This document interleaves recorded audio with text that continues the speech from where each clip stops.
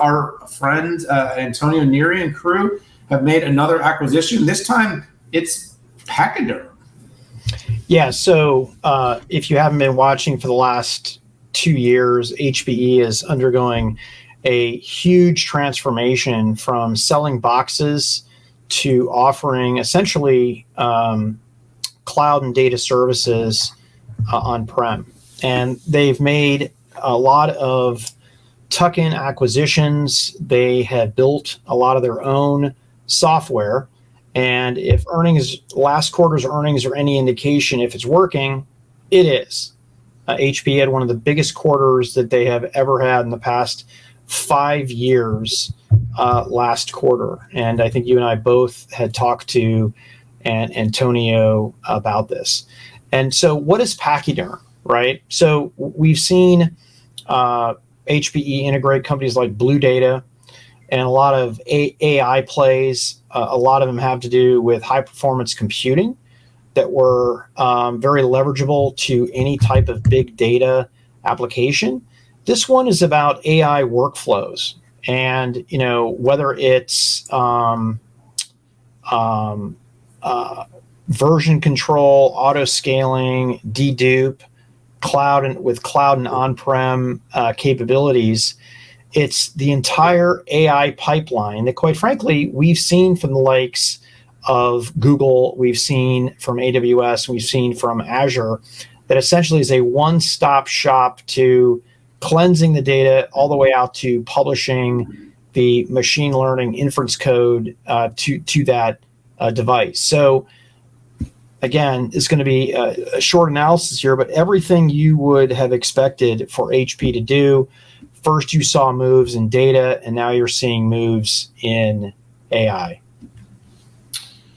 Yeah, I think that's punchy, Pat. I mean, look, the data pipeline is complex. And as you're seeing things like Intel's decision to focus in on accelerated computing rather than focusing on just traditional compute metrics, you're going to see companies have to move from traditional infrastructure and infrastructure as a service. I mean, remember, HPE is really going to the industry and the enterprise right now and saying, companies that feel obligated to move all your workloads to the cloud, there's another way to get the experience of the cloud without necessarily going to the public cloud for all things.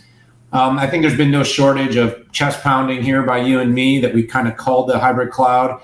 And HPE has been a leader in terms of buying into the future of hybrid cloud and understanding that with its huge customer base, there is an approach to deliver as a service without, like I said, all the things going. So in order to do this, though, it's going to be service driven.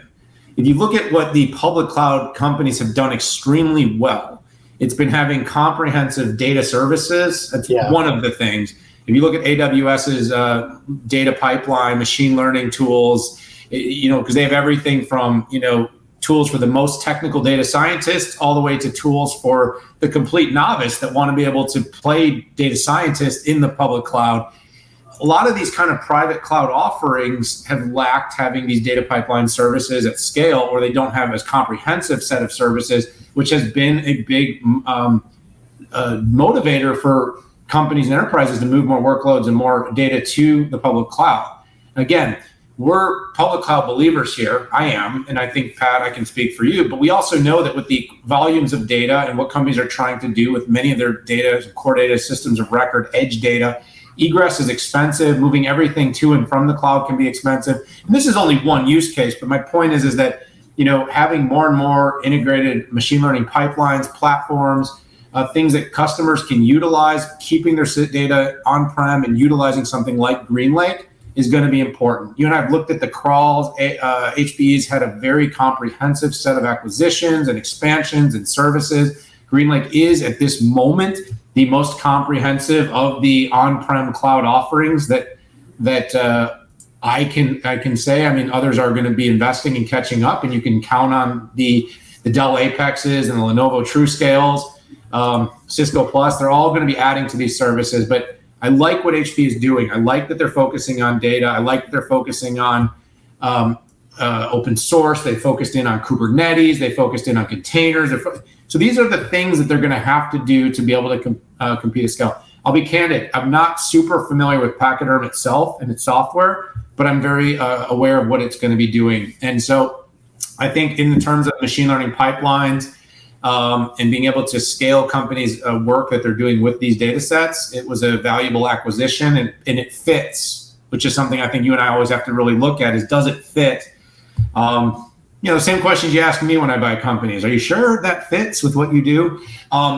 For HPE, it's very important that they're not just buying, but that they're buying right. Because in fairness, no matter how much they expand their offering in things like data, AI, machine, hyperconverged, storage, and elsewhere, it's going to be hard to keep up with the growth of services with companies like Azure, Google, and AWS that are going to be continuously adding pages and pages of both homegrown solutions, and then, of course, companies that they're able to buy just because of their mass scale and size. A good acquisition, Pat.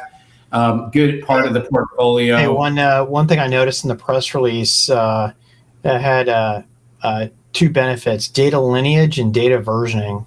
Who does that remind you of? Cloudera, maybe? Well, that could be an acquisition for the future, Pat. I always thought Cloudera and HPE would make a great combination, but well, they're private again, so we'll see what happens. But yeah, we'll be watching that quite a bit. Pat, maybe their cloud sucks. Maybe I've heard that spoken by some really smart people. So, well, smarter people have gone on stage and danced in circles and woo woo woo woo woo woo woo to get the crowd up and going. And I personally love it. I got it on video, everybody. If you send me a message and a payment, I will send you a video of Pat spinning up a crowd, and he did a good job. He's referring to, just to let everybody know, Dan is referring to a keynote that I did at Cloudera's signature event in New York City, where I did dance on stage and set my hair on fire to get people's attention. And I did say, "Your cloud sucks," to the audience. I did. I really did. I said it. I even woke up to watch the rest after that. I appreciate that.